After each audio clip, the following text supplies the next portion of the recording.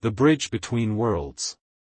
The rain on Outpost Helios fell like liquid metal, each drop hissing against the rusted dome structures.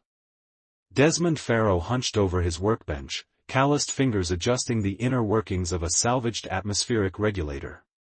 Sweat beaded on his forehead despite the chill that crept through every crack in his makeshift shelter. 3 years stationed at the edge of human expansion had worn him down to essentials: fix things, stay alive, avoid questions. The outpost clung to the jagged cliffs of a planet not meant for habitation, a temporary foothold for corporations drilling deep into the planet's core. Desmond had fled there when his past caught up with him, a brilliant engineering career shattered by a public stance against terraforming ethics. The knock came so softly he almost missed it beneath the patter of toxic rain. 3 taps, then silence. Desmond froze, sonic screwdriver hovering above delicate circuitry. Nobody visited the lower levels. Nobody should even know his shelter existed, tucked away in an abandoned maintenance hub. The knock came again, more urgent. "Go away," he called, voice rough from disuse. Instead, the door slid open with a reluctant hiss. Desmond spun, reaching for the pulse tool he kept hidden beneath spare parts. A child stood in the doorway, except not a child, not human. Her skin shimmered with a translucent blue luminescence, pulsing gently like heartbeats beneath water. Large eyes, solid black without iris or pupil, stared at him from a delicate face framed by tendrils that might have been hair but undulated slowly like underwater plants. She couldn't have been more than 9 by human standards. "Please," she said, her voice musical but strained. "Mother's dying." Desmond lowered the pulse tool. The thalassans were rare visitors to human outposts. Ocean dwellers from the 4th moon, they kept to themselves, their biology poorly understood despite decades of uneasy alliance. "Kid, I'm not a doctor," he said, gentler now. "Medical bay's 3 levels up." The child shook her head, sending ripples through her tendrils. "They won't help. They did this to her." Something cold settled in Desmond's stomach. "Did what?" "Made her burn from inside." The child's voice wavered. "She's stopped speaking. Her glow is fading." Desmond ran a hand through his graying hair. He'd come here to disappear, not to get involved. Especially not with anything involving the thalassans. The corporations had been trying to access their biotechnology for decades.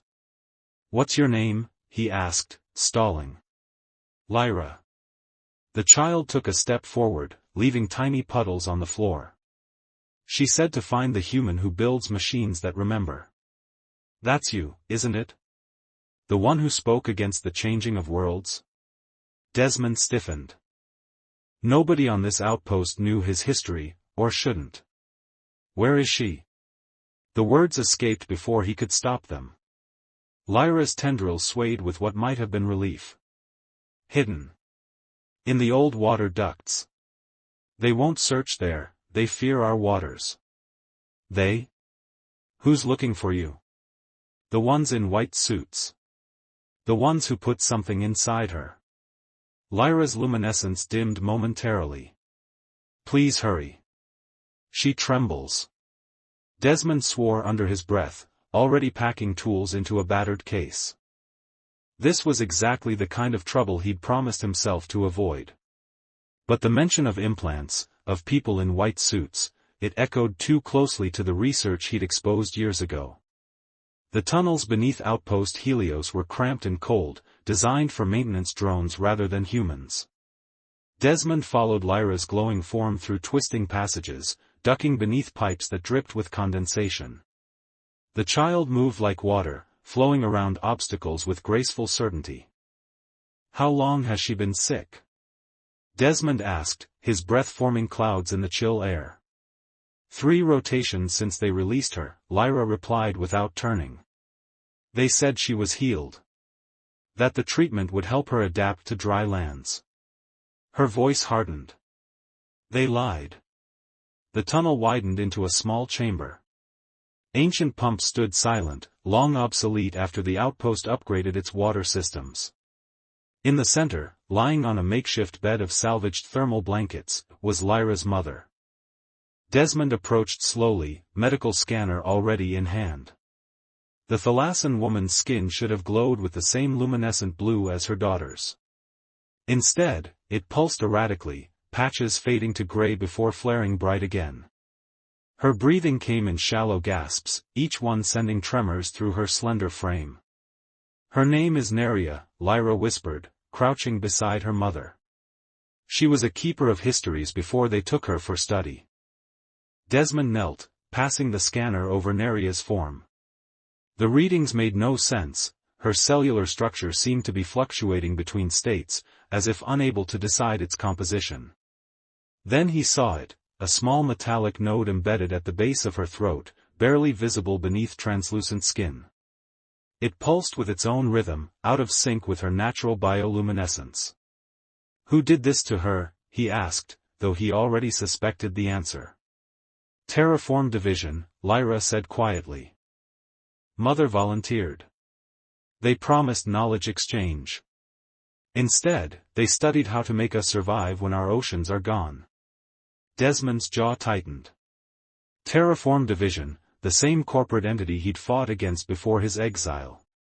They'd moved beyond reshaping planets, now they were reshaping species.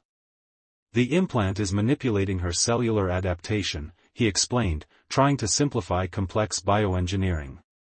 "Forcing her body to function in ways it wasn't designed for." "Can you remove it?" Lyra's tendrils curled inward, a sign of distress, Desmond guessed. "Not here. Not safely." He examined the implant more closely. "This is quantum bonded to her nervous system. Removing it incorrectly could kill her." Neria's eyes opened suddenly, solid black like her daughter's, but clouded with pain. Her hand shot up, gripping Desmond's wrist with surprising strength. "Memory, fading," she gasped, her voice like water flowing over stones. "Ocean songs, disappearing." "Save your strength," Desmond said gently. "No." Her grip tightened. "They take not just body. Take memories. Take history." Her luminescence pulsed brighter for a moment. "We are last keepers of the old knowledge." Desmond understood suddenly, this wasn't just about adapting Thalassan biology to survive environmental changes. Terraform Division was harvesting their knowledge, stored somehow in the bioluminescent patterns of their skin. A siren wailed in the distance, echoing through the tunnels. Lyra tensed. "They found us," she whispered. Desmond made a quick decision. "We need to move her. I have equipment at my shelter that might help stabilize her condition." "She cannot walk." Lyra's tendrils twisted anxiously. "I'll carry her." Desmond slipped his arms beneath Neria's trembling form. She was lighter than he expected, as if her density shifted with her luminescence. As he lifted her, Neria's eyes found his. "Why? Help us?" Desmond thought of all he'd lost fighting against corporate exploitation, the career destroyed, the family abandoned. "Because someone should have helped me when I stood against them." They navigated through narrower maintenance shafts, avoiding the main tunnels where security drones would be searching. Lyra led the way, her natural glow dimmed to near darkness through conscious effort. Neria's trembling grew worse as they moved, her skin fluctuating wildly between states. "Almost there," Desmond whispered as they approached his shelter. "Just hold." A blinding light flooded the tunnel. A mechanical voice boomed, "Halt. Unauthorized biological entities detected. Security drones. 3 of them, blocking their path. Run." Desmond pushed Lyra behind him. "Take the service ladder 2 junctions back." "Not without Mother." The child's tendrils flared with sudden brightness. "Quarantine protocol engaged," announced the drones. "Submit for detention." Desmond backed away slowly, Neria still cradled in his arms. "They're not infected," he called out. "They're refugees. I'm bringing them in for medical attention." A new voice spoke, human, cold, authoritative. A holographic projection appeared beside the drones, a severe-looking woman in a white Terraform Division uniform. "Engineer Pharaoh," she said, smile tight and predatory. "How unexpected to find you in possession of our research subjects." "Director Winters." Desmond's voice hardened. "Still experimenting on sentient beings, I see. Advancing human interests." She corrected smoothly. "The Thalassan oceans are resource-rich. Their inhabitants, inconvenient." Neria convulsed suddenly in Desmond's arms, her luminescence flaring painfully bright. The implant at her throat pulsed rapidly. "She's destabilizing," he hissed to Lyra. The implants triggered some kind of security protocol. Director Winters sighed. "Subject 27B has proven disappointing. But the child shows promise." "Return them both, Pharaoh. This doesn't concern you." "It did once," Desmond replied. "Cost me everything to expose what your division was doing. And here you are anyway, a nobody fixing trash on a backwater outpost." Her smile widened. "How's that moral stand working out?" Lyra stepped forward suddenly, her small form vibrating with an intensity that made the air shimmer. "We are not your subjects," she said, voice resonating strangely. "We are keepers of the deep song." The tunnel lights flickered as her luminescence pulsed. The drones wavered, their sensors struggling to compensate. Desmond seized the moment. The maintenance shaft. Now! They plunged into darkness as Lyra's unexpected display disoriented the drones. Behind them, Director Winters barked orders, her holographic form dissolving into static. Desmond's shelter was no longer safe. They'd need somewhere better equipped, somewhere he could properly examine the implant killing Neria by inches. An idea formed, dangerous, desperate. "The old research lab in Section 12, he gasped as they hurried through the tunnels. "Abandoned after the last funding cut. Equipment still there." Lyra glanced back at him, her glow returning to normal. "Can you save her there?" Desmond looked down at Neria, whose trembling had subsided into an almost catatonic stillness. Only the erratic pulsing of her skin showed she still lived. "I can try," he said. "But Terraform Division won't stop looking." "Then we must be quick," Lyra replied, suddenly sounding far older than her years. "Mother holds the memories of our entire southern sea. If she dies, those histories die with her." As they disappeared deeper into the outpost's forgotten layers, Desmond realized he'd been dragged back into exactly the fight he tried to escape. But looking at the determined child leading the way and the dying woman in his arms, he knew he couldn't have made any other choice. Some battles found you, no matter how far you ran. Echoes of healing. The abandoned research laboratory in Section 12 loomed before them like a temple to forgotten science. Dust coated every surface, turning monitors and workstations into gray ghosts. Emergency lights cast a sickly yellow glow across equipment left mid-experiment when the funding dried up 3 years ago. Desmond eased Neria onto an examination table, her luminescence flickering weakly. In the dim light, her skin had taken on an ashen quality, the blue glow receding like a tide. "Power," he muttered, moving to the central console.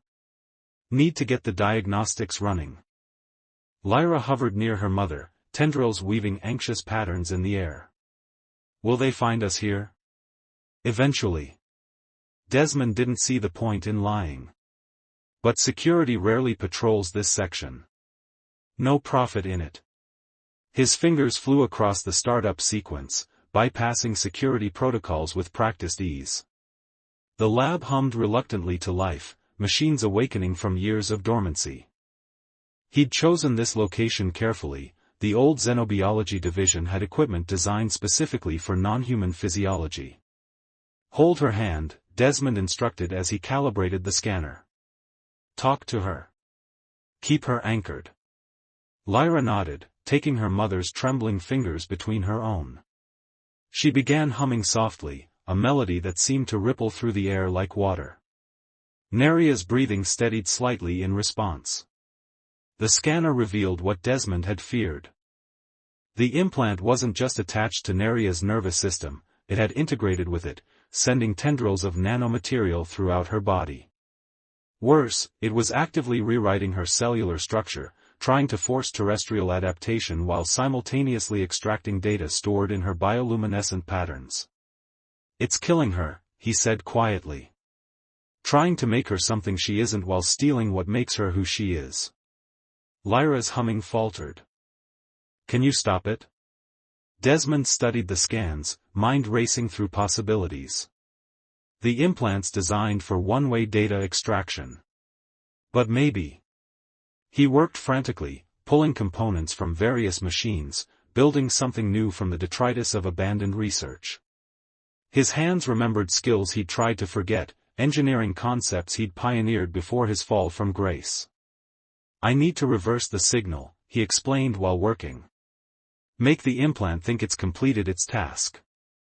It might release its hold on her nervous system." Hours passed in a blur of concentrated effort.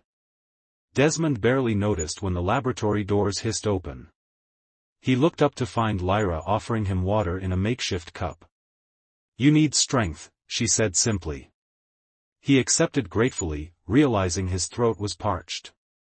"Tell me about your home," he said as he worked. "The oceans of Thalassa." Lyra's tendrils swayed gently. "Our cities are built in the currents where warm and cold waters meet. Our buildings grow, not built, shaped from living coral that responds to our songs." Her voice softened with longing. "The light filters down in ribbons. Every movement creates music." "And your mother?" "She keeps histories." "More than keeps. She is the history." Lyra touched her own faintly glowing skin. "Our memories are stored in our light patterns, passed through generations. Mother holds the memories of 10,000 years, migration paths, ancient songs, the great storm that reshaped our world." Desmond paused. That's what Terraform Division wants. Not just biological adaptation, knowledge. "Knowledge is power," came a new voice, cold and precise. Director Vance stood in the doorway, flanked by security personnel in white hazard suits. Unlike Director Winter's hologram, he was physically present, a tall, angular man with calculating eyes and a thin-lipped smile. "Impressive work, Pharaoh." Vance's gaze swept over the improvised equipment. Still the brilliant engineer, even in exile. Desmond positioned himself between the newcomers and the table where Neria lay. "You're killing her to steal memories. A regrettable side effect." Vance stepped forward, unhurried. Subject 27B volunteered, after all. The contract was quite clear regarding potential complications. "She volunteered for cultural exchange," Lyra said, voice vibrating with anger. "Not theft. Not destruction." Vance barely glanced at her. "The child shows remarkable adaptability. Her generation might survive the transition." He turned back to Desmond. "The oceans of Thalassa contain compounds essential for next-generation terraforming. Unfortunate that they're inhabited, but progress demands sacrifice. So you'll drain them of knowledge, then drain their home." Desmond's hands curled into fists. "Create terrestrial versions that can serve as labor once you've transformed their world. Efficient, isn't it?" Vance smiled thinly. "Step aside, Pharaoh. The subjects are company property. People aren't property." Desmond stood his ground. Behind him, monitoring equipment began to wail in alarm. Neria's body arched suddenly, her luminescence pulsing erratically. The implant at her throat glowed white-hot. "She's destabilizing," Desmond rushed back to the table. "The implant's overloading her nervous system." Vance sighed, gesturing to his security team. "Secure the subjects. Terminate the male if necessary." Everything happened at once. The security team surged forward. Desmond grabbed his half-completed device, preparing to defend himself. And Lyra, small, fragile Lyra, placed both hands on her mother's chest and began to sing. The sound was unlike anything Desmond had ever heard, not a melody but somehow more fundamental, like the vibration that existed before music was invented. The laboratory lights flickered and died, plunging the room into darkness broken only by thalassan bioluminescence. In that darkness, Lyra glowed with impossible brightness. Light flowed from her hands into her mother's body, patterns rippling between them in complex, mathematical precision. The implant at Neria's throat sparked and sputtered, fighting against something it hadn't been programmed to counter. "Stop them!" Vance shouted, but his security team hesitated, momentarily blinded by the display. Desmond saw his chance. He slammed his device against the implant, activating the signal reversal with a sharp twist. Pain shot through his hand as electricity arced between the implant and his creation, but he held firm. Neria's body went rigid. The implant emitted a high-pitched whine, then cracked down the center with a sound like shattering ice. Darkness rushed in as Lyra's glow abruptly dimmed. For one terrible moment, Desmond thought they'd failed. Then the emergency lights flickered back on, revealing Neria sitting upright, the broken implant falling from her neck like a discarded shell. Her luminescence pulsed steady and strong, the beautiful blue of deep ocean waters. "Impossible," Vance whispered. Neria's eyes found him, sharp with clarity and cold with judgment. "Not impossible," she said, her voice flowing smooth as a deep current. "Merely beyond your understanding." She stood, gathering Lyra into her arms. The child appeared exhausted but conscious, her tendrils curling weakly around her mother's neck. "The memories you stole," Neria continued, addressing Vance directly. "Did you understand what you were seeing?" Vance's composure faltered. "The extraction was incomplete. We saw fragments, underwater structures, migration patterns. Nothing significant." "You saw warnings." Neria's luminescence brightened. 10,000 years of warnings about what happens when the deep ocean floor is disturbed. When certain compounds are removed from their natural cycle. Planetary collapse, Desmond realized suddenly. That's what their histories show, previous attempts at mining those compounds. Neria nodded. 5 civilizations before yours discovered the same resources. 5 times, they harvested without understanding. 5 times, their worlds died. Vance's security team shifted uncomfortably, looking to their leader for direction. He ignored them, eyes fixed on Neria with calculating intensity. "You expect me to believe that convenient story?" he asked. "More likely you're trying to protect your resources. Believe what you wish." Neria's voice remained steady. "But know this, the memories you tried to steal are now shared among all my people. They've been warned through the deep song. They will resist." One of the security officers removed his helmet, revealing a young face slick with sweat. "Director, maybe we should report this. Get more data before proceeding." "Put your helmet back on." Vance snapped. "And restrain them. All of them." The man hesitated, looking between Vance and the thalassans. Others began removing their helmets as well, doubt visible on their faces. "Your own people question," Desmond said quietly. "Maybe listen to them." Vance's hand moved to his side, drawing a sleek pulse pistol. "I won't let years of research collapse because of superstition and weak wills." He aimed at Neria. "The implant can be reinstalled on a fresh subject." Desmond lunged forward, but he was too slow. The pistol discharged with a bright flash. That froze midair.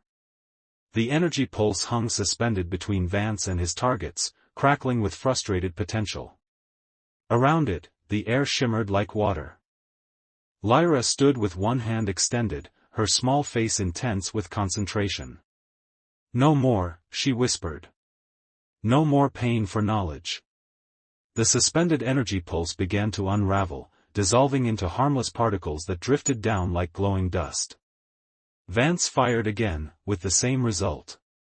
Impossible, he repeated, backing away. What are you?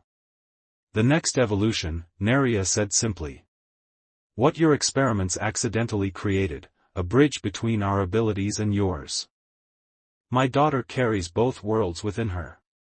The security team had backed away completely now, some heading for the exit.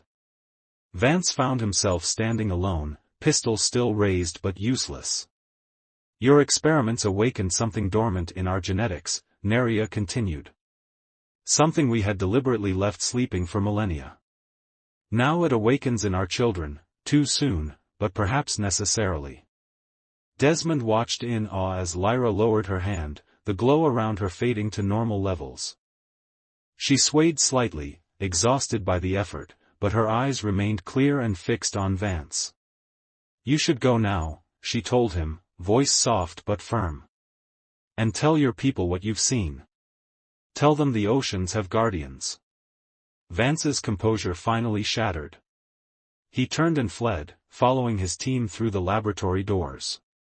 Silence fell over the abandoned lab.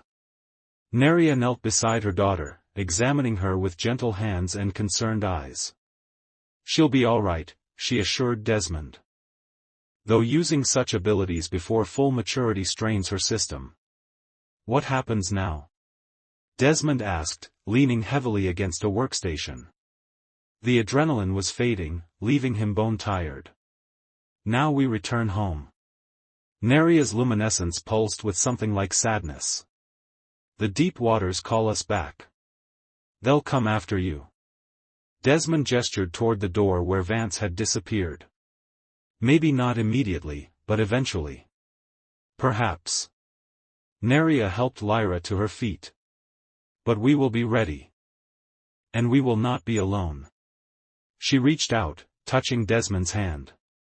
Where their skin met, a faint blue glow transferred between them, settling beneath his fingertips before slowly fading. A memory, she explained. Of gratitude. And an invitation. Desmond felt something shift inside him, not physical, but fundamental nonetheless. A longing for depths he'd never known, for a world where light and memory were one. Outpost Helios isn't safe for you anymore, Neria said gently. They know what you've done here today. Story of my life, Desmond replied with a wry smile. Always running from something. Then perhaps run toward something instead. She gestured toward the exit that would eventually lead to the surface docks. Our transport leaves at moonset. There is room for one more. Lyra looked up at him, her tendrils swaying hopefully. Will you come? Learn our songs?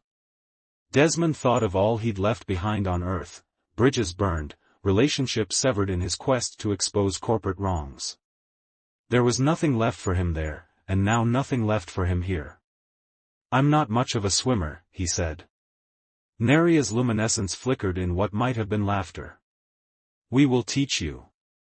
As they made their way through the winding corridors of Outpost Helios, avoiding security patrols and moving ever closer to the departure docks, Desmond felt lighter than he had in years. Ahead lay uncertainty, danger, and a world utterly foreign to everything he knew. But beside him walked a mother and child no longer trembling, their light steady and sure in the darkness. And for the first time since his exile began, Desmond's steps didn't feel like running away. They felt like coming home. As the transport vessel submerged beneath the waves of Thalassa's vast oceanic surface, Desmond pressed his palm against the viewing portal. The outpost's lights disappeared behind them, swallowed by deepening blue. Beside him, Lyra mimicked his gesture, her small hand glowing gently against the transparent barrier. Do you regret it? She asked quietly. Desmond watched as the first bioluminescent structures of the Thalassan deep city came into view, spiraling architecture that pulsed with living light. Not for a second, he answered, and meant it. Re-Triclaude can make mistakes. Please double-check responses. 3, 7 Sonnet.